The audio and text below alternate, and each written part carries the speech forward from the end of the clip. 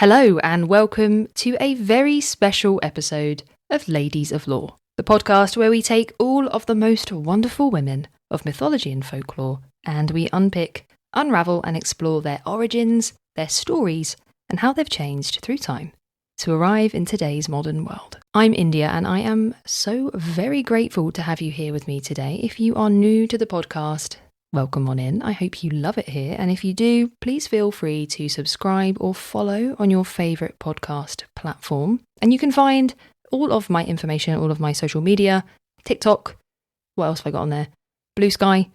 Actually just think it's those things. It's just those two things in the show notes, as well as links to the Patreon and the Discord server, where yesterday I changed my profile picture to a picture of me dressed up as Hamilton with an eyebrow pencil goatee.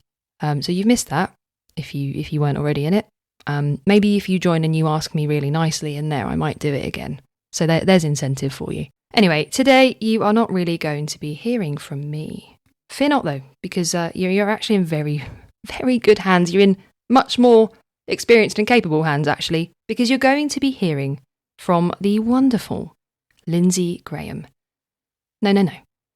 Not United States Senator Lindsay Graham, but Lindsay Graham, host of incredible podcasts such as American Storytellers, American Scandal, and the one we are hearing from today, History Daily. Yes, History Daily contacted me to see if I would be up for a little swap.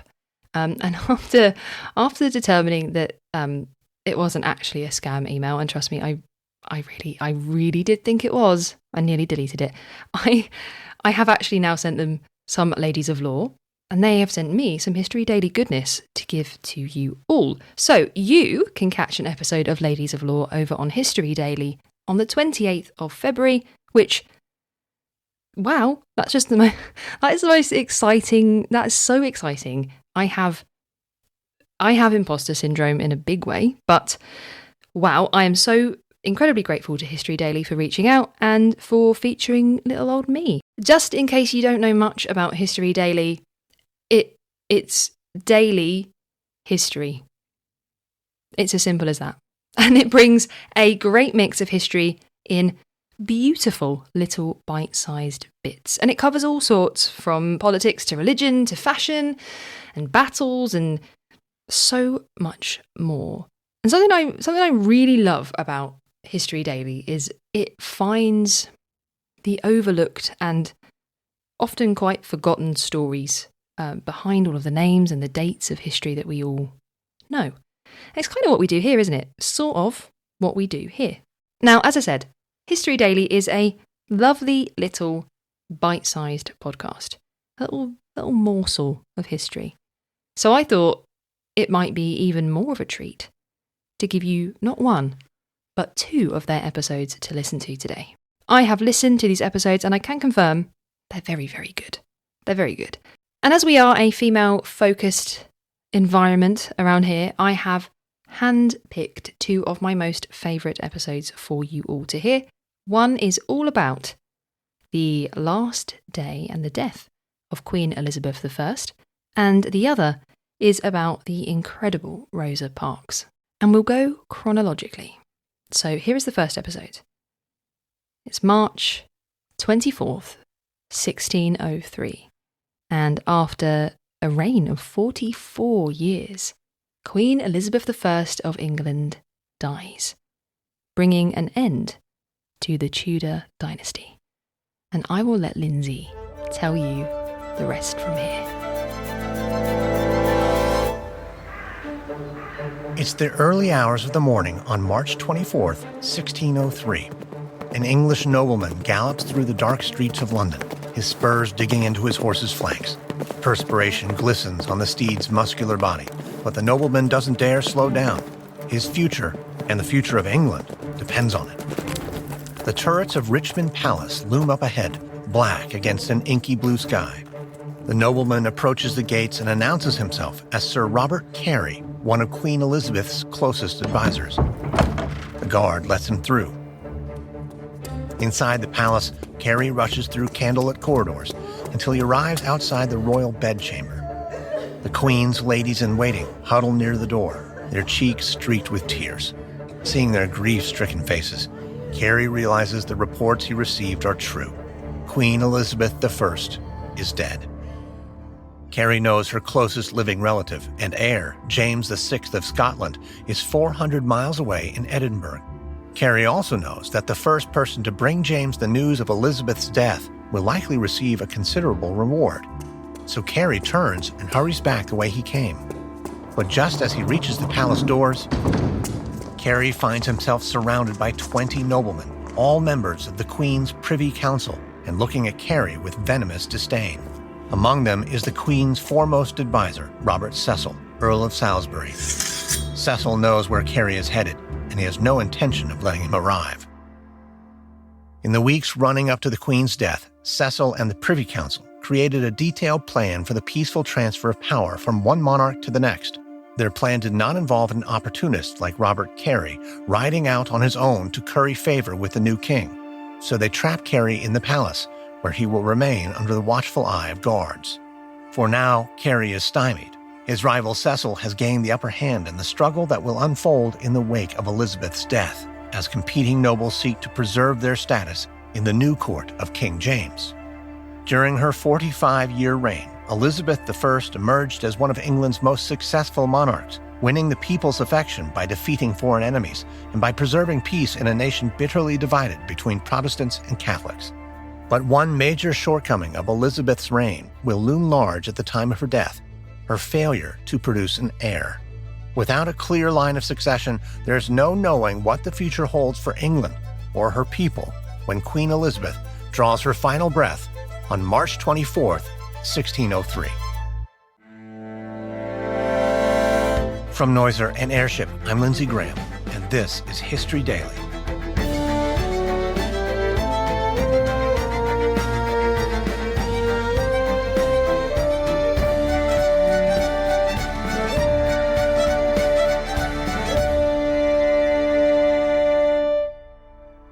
History is made every day.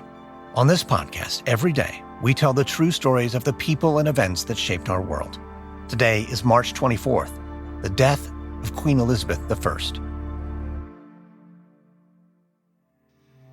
It's February 1559 in London, 44 years before the death of Queen Elizabeth I.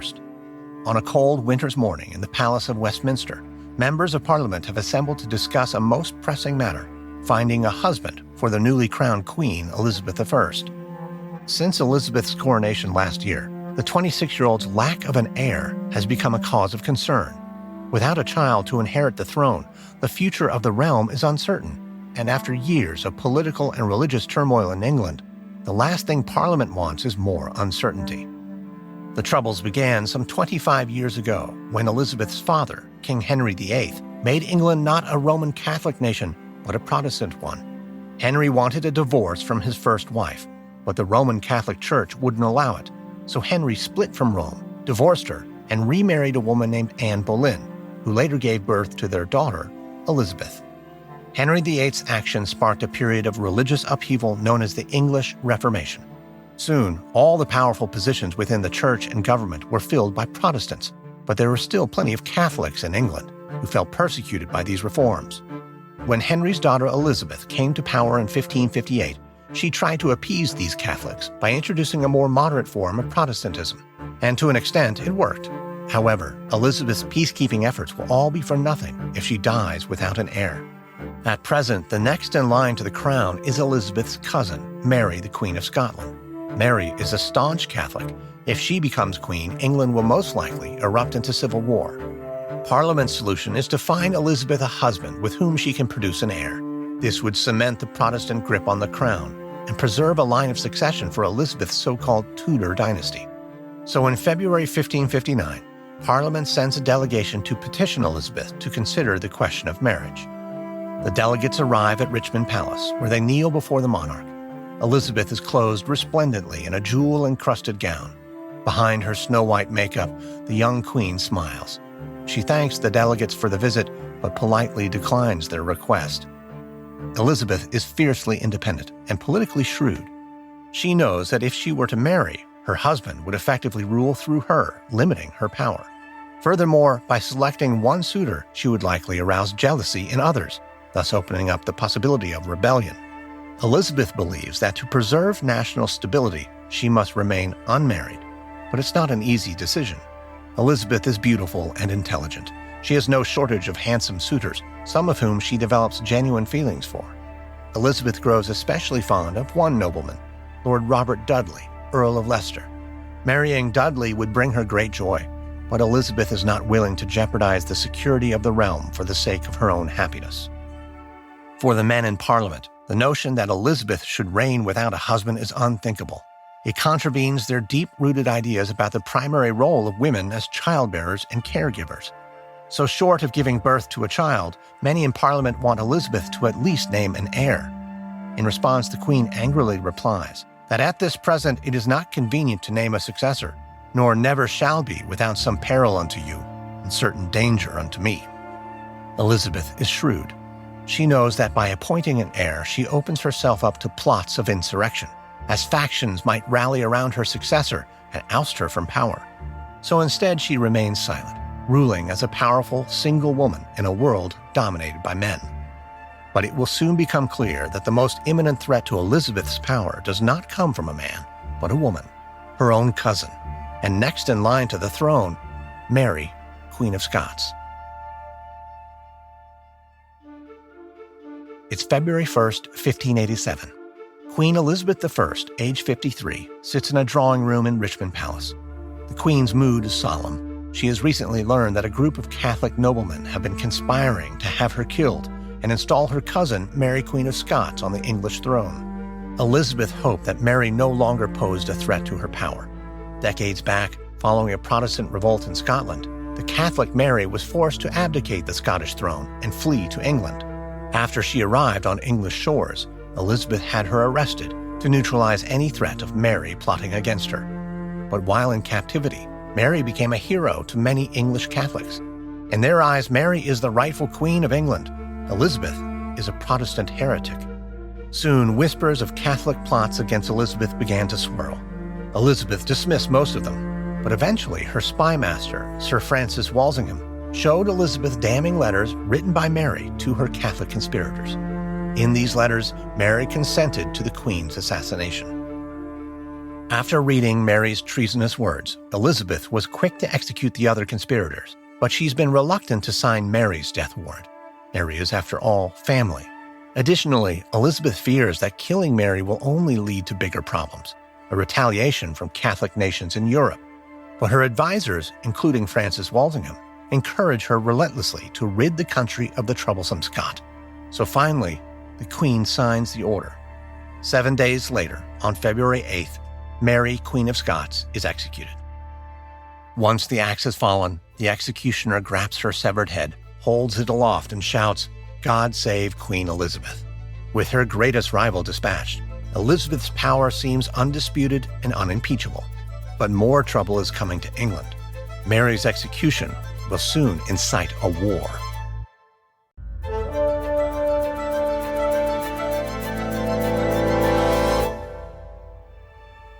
It's August 9th, 1588. In the town of Tilbury, on the south coast of England, thousands of troops have assembled to meet an invading army. The 54-year-old Queen Elizabeth parades before her soldiers on horseback, her armor gleaming. And though she appears confident and eager to meet the challenge before her, the Queen harbors nervous thoughts. The execution of Mary, Queen of Scots, outraged the Catholic King of Spain, Francis II. Francis believes Mary is a martyr who was wrongfully executed by Protestant criminals. Shortly after Mary's death, Francis began plotting to oust Elizabeth and restore Catholicism to England. So in May 1588, he sent a fleet of 130 warships to invade. But before this Spanish armada reached English shores, it was met by England's navy.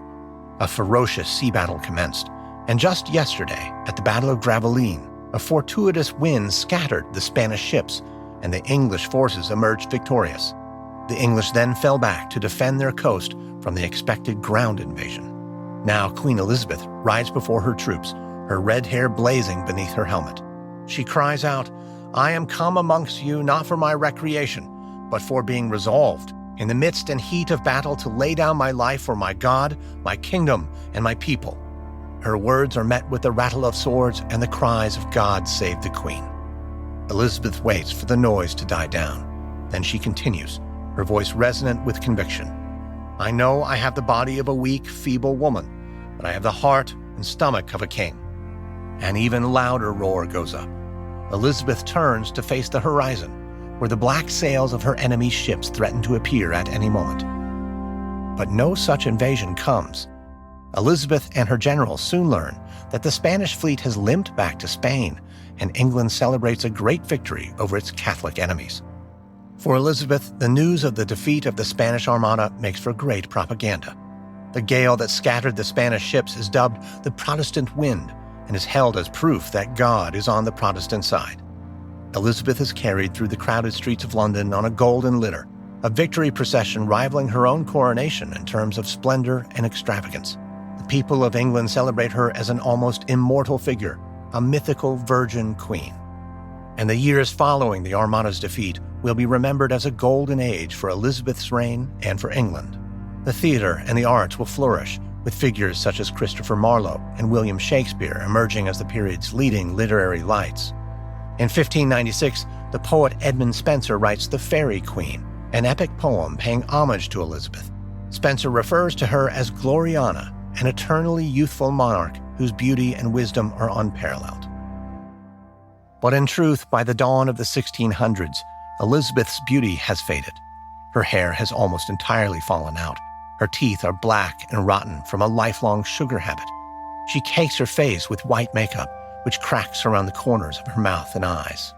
Despite the patriotic propaganda, Elizabeth is not immortal, and as she approaches 70, her health is in rapid decline. She has reigned for over 40 years, bringing peace and stability to a nation beset with religious discord. Many in England cannot envision a world in which Elizabeth is not their queen, and yet there are some who are doing exactly that. The Queen's closest advisors realize that her reign will soon be over. Their attention turns to the question of succession. Members of the Privy Council, men like Robert Cecil, Earl of Salisbury, and Sir Robert Carey, Earl of Monmouth, begin angling to secure positions of power so as not to lose influence when Elizabeth passes. Cecil begins writing secretive letters to Elizabeth's closest living relative, James VI of Scotland, son of her old enemy, Mary Queen of Scots. Cecil informs James of Elizabeth's condition, effectively lining him up to succeed the ailing queen. But no decisive action can be taken until the queen actually names her successor. And by March 1603, this is looking increasingly unlikely. Elizabeth's condition has worsened. Her throat is now swollen, and she is unable to speak. In her final days, Cecil, Carey, and her other advisors crowd around her sickbed, their eyes red from weeping, their legs stiff from kneeling, praying for the queen to speak. But she never does. With time running out, Cecil makes a move. He suggests James VI as a potential heir to the throne. In response, Queen Elizabeth manages to raise a withered hand in a gesture of approval. Soon, Elizabeth will die childless, but with her successor named, her death will trigger a scramble between her former advisors, all jockeying to secure positions of power in the court of the new king.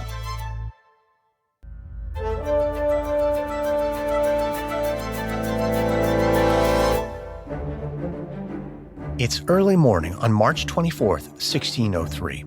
Sir Robert Carey prowls the dark corridors of Richmond Palace, searching for an unguarded exit. Hours ago, Queen Elizabeth I drew her final breath. After her death, Carey intended to ride to Scotland to inform James of his succession, thus currying favor with the monarch and guaranteeing himself a position of power. But his plan was derailed. Carey's rival, Robert Cecil, Earl of Salisbury, found out about his scheme and forbade him from leaving the palace.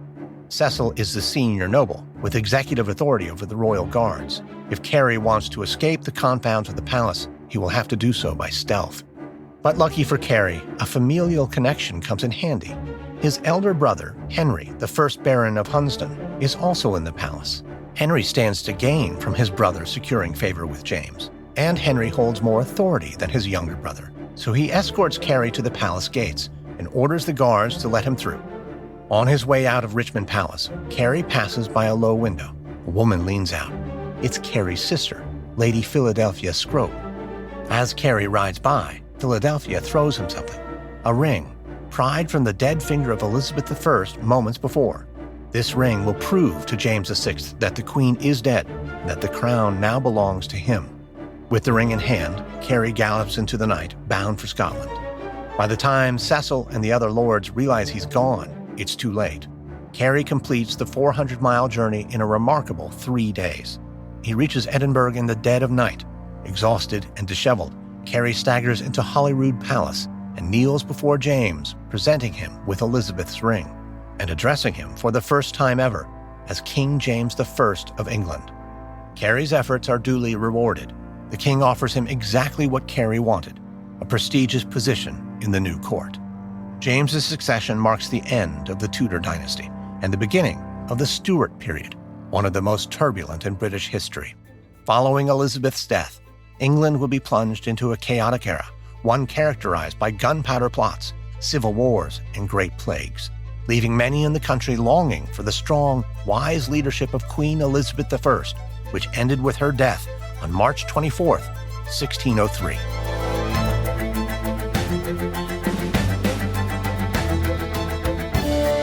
Next on History Daily, March 25, 1807, the British Parliament abolishes the slave trade in the British West Indies. From Noiser and Airship, this is History Daily, hosted, edited, and executive produced by me, Lindsay Graham. Audio editing by Derek Behrens. Sound design by Misha Stanton. Music by Lindsay Graham. This episode is written and researched by Joe Viner. Executive producers are Stephen Walters for Airship, Pascal Hughes for Noiser. And that is the first of the 2 episodes of History Daily that I'm bringing to you today. I really hope that you enjoyed it. If you did, please make sure that you go over there. I'll put all the links in the show notes so you can go over there and follow that incredible podcast. But now I'm going to let Lindsay take us forward in time by quite a bit to December the 1st, 1955, where Rosa Parks refuses to give up her seat on a bus in Montgomery, Alabama. A listener note. This episode contains references to sexual assault and may not be suitable for all audiences.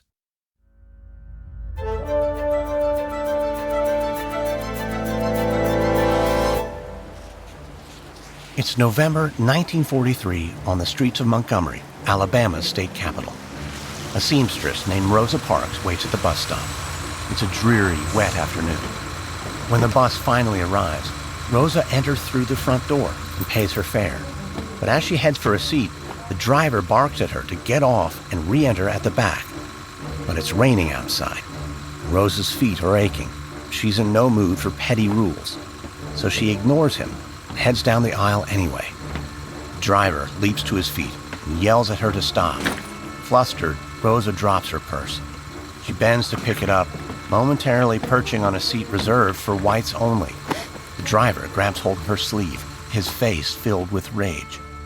Though 80 years have passed since the 13th Amendment officially abolished slavery in the United States, there are still signs of oppression against Black Americans everywhere, especially in southern states like Alabama. Since 1900, buses in Montgomery have been segregated. Black Americans are permitted to sit in the 10 seats at the back or in the middle 16 at the driver's discretion. The front is reserved for white passengers. And there are other unwritten torments that white drivers like to impose on their black passengers, like verbal abuse and shortchanging. But there's one abuse that this driver, James Blake, is well known for, making black passengers get off and then re-enter from the back door so they don't have to pass white passengers seated at the front. Driver Blake manhandles Rosa off the bus and onto the sidewalk. The doors close and the bus drives away. Rosa adjusts her hat, tugs the creases from her sleeve, and prepares for a long walk home in the rain. She vows she will never travel with that driver again, but this will not be the last time the pair will have a run-in. 12 years later, on December 1st, 1955, Rosa Parks will once again refuse to do as Blake asks, sparking a chain of events that will lead her to become known as the mother of the civil rights movement. From Noiser and Airship, I'm Lindsay Graham, and this is History Daily.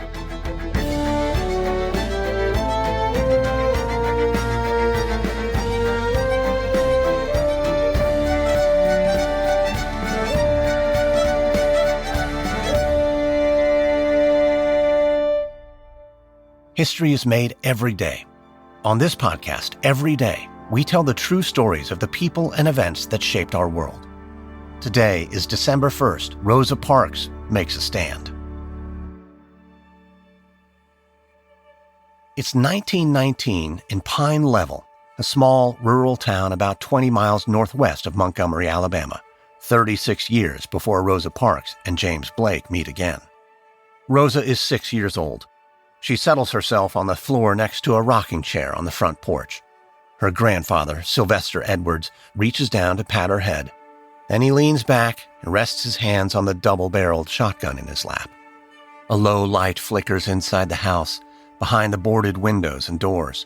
Rosa's eyelids are heavy, but she hopes Sylvester will tell one of his stories before she falls asleep.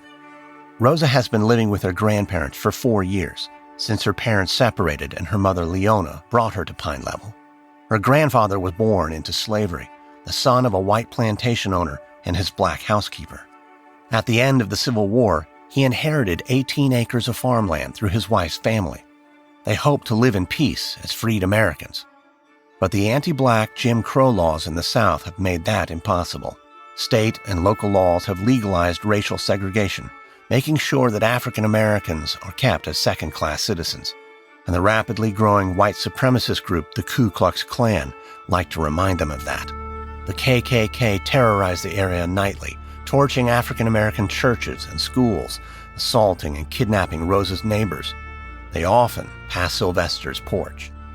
So every night, Sylvester guards their house, determined to protect his home and family at all costs. Tonight, just as Rosa drifts off to sleep, Sylvester bolts upright, startling Rosa awake. She shivers with fear and anticipation. She recalls her grandfather's words that the first Ku Kluxer to invade their home would surely die. Rosa had often wished she'd get to see this. Tonight, she might get her chance. Off in the distance, she hears the cry of a man, and then the spinning wheel of a car tearing down a dirt road. The vehicle is driving away. Rosa and her grandfather relax. The Klan will not be coming for them tonight. Sylvester is an inspiration to the young Rosa. Not only is he courageous, he also understands the power of education. So Rosa studies hard at school. She ends up trying for her high school diploma at Alabama State Teachers College, though she is forced to leave to care for her grandmother. Sylvester is also a staunch supporter of activists like Jamaican-born Marcus Garvey, who organized the first black nationalist movement in the United States. Rosa's upbringing and Sylvester's influence ignite a spark of activism in the young girl that will one day grow into a fire. It's September 3rd, 1944, in a small town not far from Montgomery, 11 years before Rosa refuses to give up her seat on the bus. A woman named Reese Taylor buttons her coat as she says goodbye to the church congregation. She needs to get home to her husband and 3-year-old daughter. But it's dangerous to be out at night alone, so Reese walks home with her friend Fanny and Fanny's son, West. The three walk along together, talking quietly. But suddenly their shadows lengthen in the headlights of a car. A green Chevrolet passes by and then circles back. From inside, a man shouts for Reese to stop. The car pulls in front of Reese and blocks her path. Inside are a half dozen or so armed white men. They leap out onto the street and seize Reese and force her into the car at gunpoint. Reese's companions, Fanny and West, watch helplessly as the car disappears into the night. Reese quakes with fear in the speeding car. She pleads with the men to leave her alone, but they only laugh and tie a blindfold around her eyes. Shortly after, the car comes to a stop, and Reese is forced out. Then she's told to undress. Each of the men brutally rapes her, and when they're done, they threaten to kill her if she tells anyone. They drive away. Despite their threats, Reese has the courage to go with her husband to report the attack to the sheriff. The car is easily identified, but the police do nothing. In desperation, Reese turns to an organization she knows can help. They send their best investigator. Her name is Rosa Parks.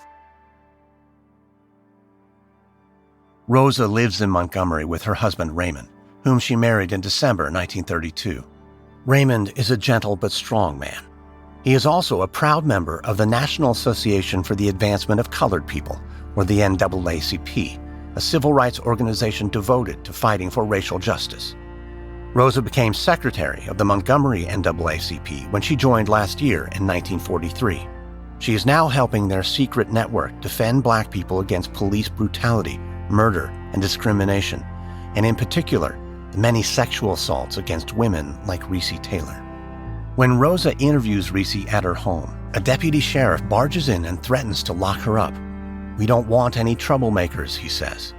Undeterred, Rosa gathers evidence about that night, as well as support from the nationwide Black community. She helps to form the Alabama Committee for Equal Justice for Mrs. Reese Taylor. The Chicago Defender calls it the strongest campaign for equal justice to be seen in a decade. But meanwhile, Reese is receiving death threats. She moves in with her father and siblings after her home is firebombed. No arrests are made, despite the ease of identifying the green Chevrolet. There is no police lineup for Reese to identify her attackers. And in October, an all-white, all-male grand jury dismisses the case after just 5 minutes of deliberation. But this isn't the end of the case. Rosa urges people to write letters and sign petitions to persuade Alabama's Governor Chauncey Sparks to investigate. Her campaign motivates the governor to order his investigators to get to work and present evidence to a second grand jury.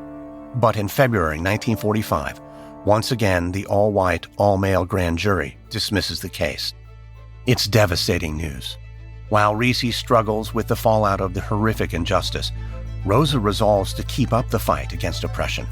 And some 10 years later, on a bus in Montgomery, she will stand up for equality by sitting down.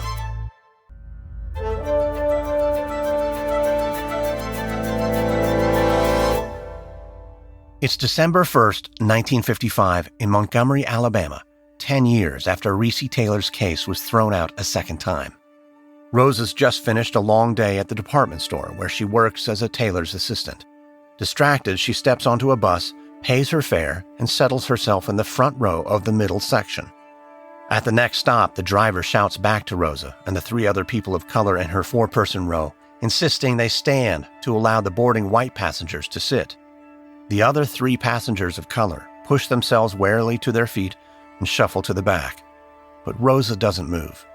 Since Reese's assault, Black Americans continue to suffer a constant stream of abuse in Alabama and elsewhere. Rosa and the NAACP are still fighting, but there's little hope for justice. There have been women like Viola White, who in 1944 was beaten with a pipe almost to death by policemen for refusing to relinquish her seat on a bus. When she appealed the subsequent fine, her daughter was kidnapped and raped by a police officer. Then in August 1955, 14-year-old Emmett Till was savagely beaten and murdered by a group of white men for allegedly whistling at a white woman in Mississippi. His brave mother mourned Emmett's body in an open coffin so the world could see the mutilated body of her child. The boy's murderers were acquitted by another all-white jury. So Rosa decides enough is enough. She remains in her seat. Soon the driver's shadow falls across her lap. She looks up, and it's James Blake, the driver she swore she would never ride with again. Rosa refuses to budge, and Blake threatens to call the police. Rosa folds her hands in her lap. "You may do that," she says. And soon 2 police officers arrive. They arrest Rosa and march her down to the station. They take her fingerprints and shove her into a tiny cell. She grits her teeth, thinks of all the other people of color who have suffered far worse. That evening, her close friend E.D. Nixon, president of the local NAACP chapter, bails her out. He takes her home. He wants to discuss something with her and her husband Raymond. Nixon has been formulating a plan for some time. He wants to challenge the validity of segregation laws and strike a blow for real equality. He's been desperately searching for the right case, and he thinks he might have found it.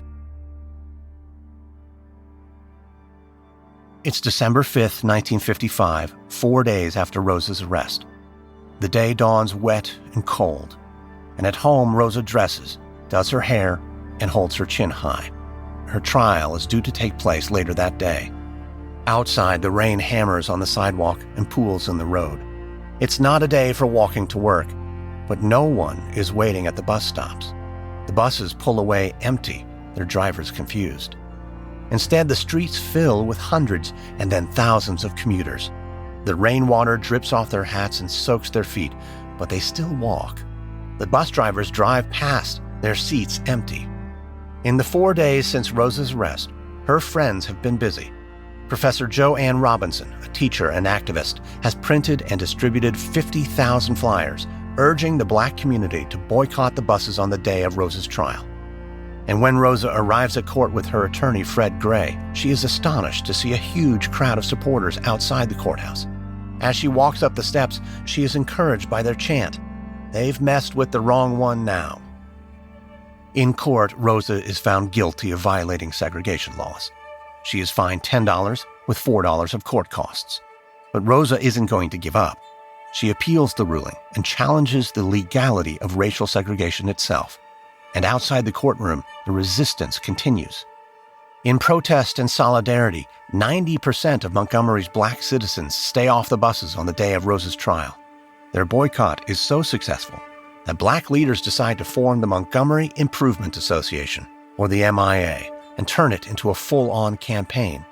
The association's leaders believe the boycott has a real chance of forcing long-term changes to transportation inequality. And the boycott will go on to gain national and international attention. But as it gathers momentum, so too will attacks on Montgomery's Black population. And in Washington, FBI Director J. Edgar Hoover will ask his agents to investigate the MIA's new president, a fiery young man with a passion for justice, Martin Luther King Jr.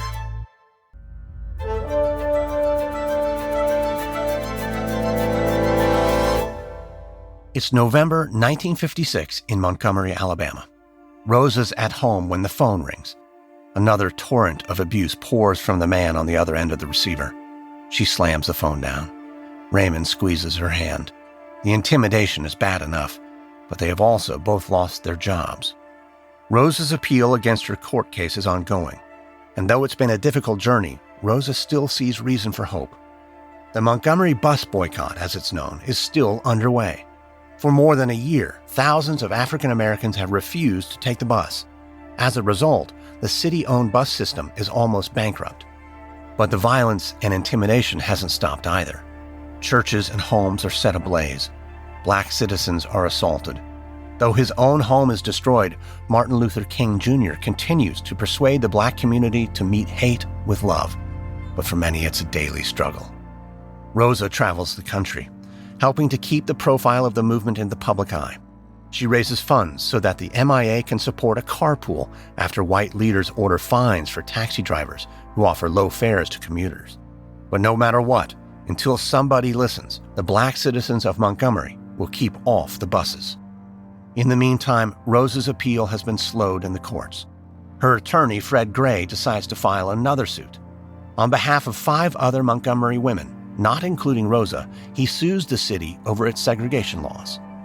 And then in June 1956, in a landmark ruling, the district court rules that Montgomery's bus segregation violates the Constitution's 14th Amendment that guarantees all citizens, regardless of race, equal rights and protection.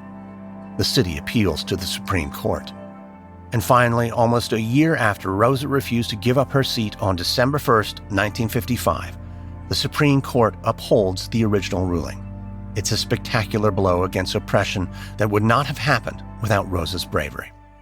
In 1957, Rosa Parks moves to Detroit, where she finds work as an aide to Democratic Congressman John Conyers, Jr. Later, she will be awarded the Presidential Medal of Freedom, the Congressional Gold Medal, and honorary doctorates from around the world. Roads, train stations, centers of learning, and even an asteroid will be named after her. When Rosa Parks dies in 2005, at the age of 92, she will be the first woman to lie in state at the U.S. Capitol. Her casket is driven to Washington, D.C. on a bus.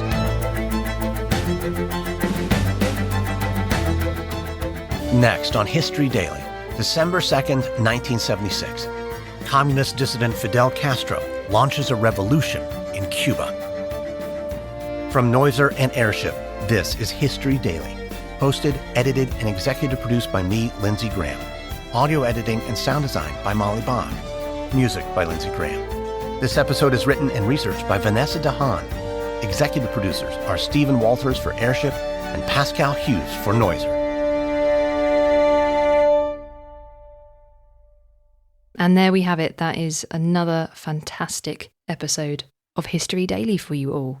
I really hope that you enjoyed listening to these. I love them. I think History Daily is such a great podcast, and Lindsay has such a wonderful way of telling stories. And I know that's what a lot of you really like about Ladies of Law, is you really enjoy the storytelling element. So if you do, you might want to hop over to History Daily as well. Once again, thank you so much to Lindsay and everyone at History Daily for thinking of me. Can you even believe that?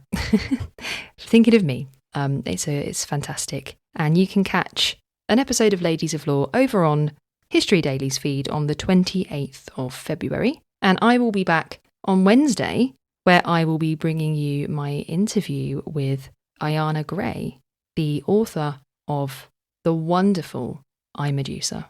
Thank you so much for joining me on today's episode of Ladies of Law. Well, History Daily, introduced by Ladies of Law. I hope you've enjoyed it, and I'll be back very soon.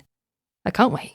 Thank you so much. I appreciate you all, and it is because of every single one of you that listen to this podcast that I have opportunities like this and opportunities like my interview with Ayanna that you're all here next week, like I said.